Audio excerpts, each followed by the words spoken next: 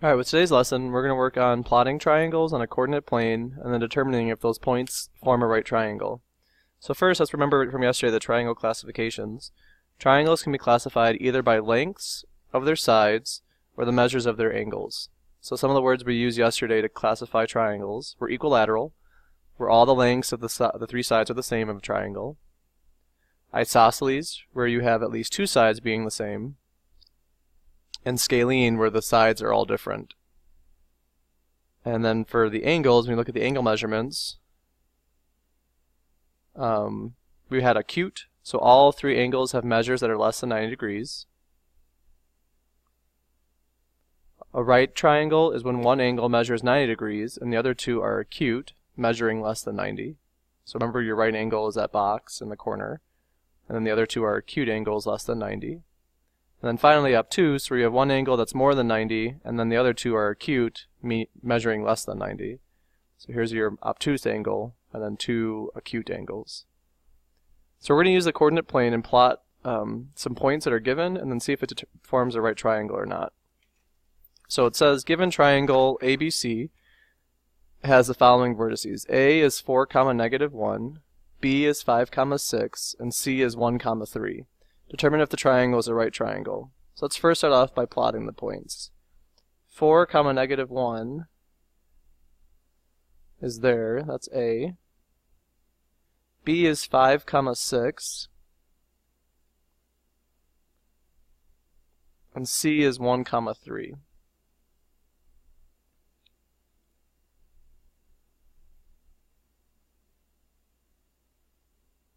So there's my triangle. So unfortunately, you just can't tell that a triangle is right by visual inspection. You actually have to prove it somehow.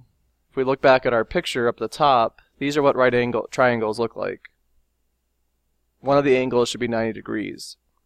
So based on my triangle here, I'm thinking that there possibly could be a right angle from AC and CB.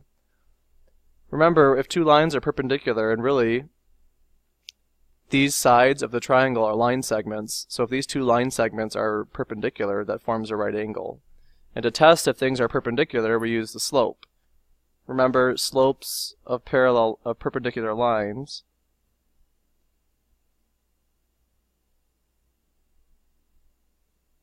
are opposite reciprocals.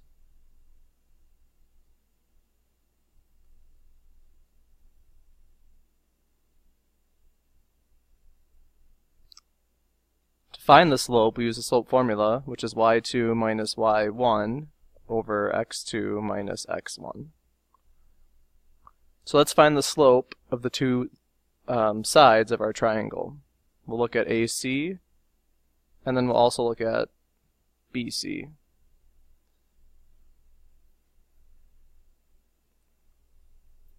So the coordinates for AC, A is 4, negative 1.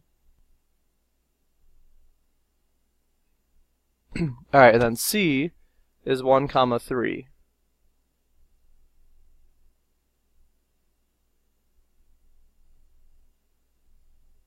And I'll label that one as x2, y2. And I labeled my A x1, y1.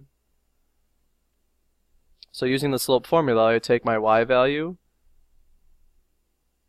which is 3, minus negative 1, over my x is subtracted, 1 minus 4.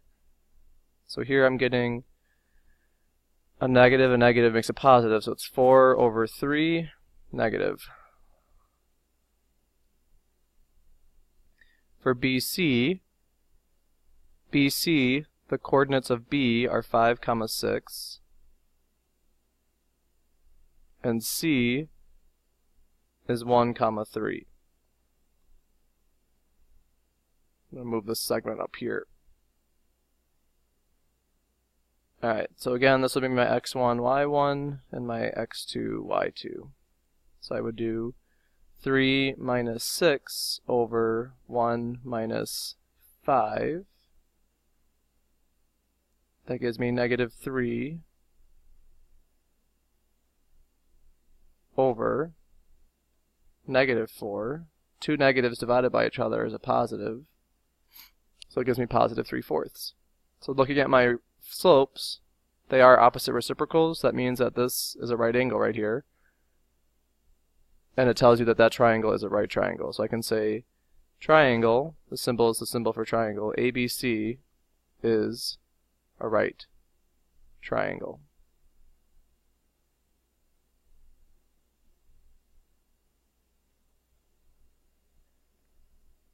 So that's what you're going to work on for these problems. You're going to plot the points, find where you think the right angle might be, and then calculate the slope of those two sides, or side lengths, and then compare and see if it makes a perpendicular relationship.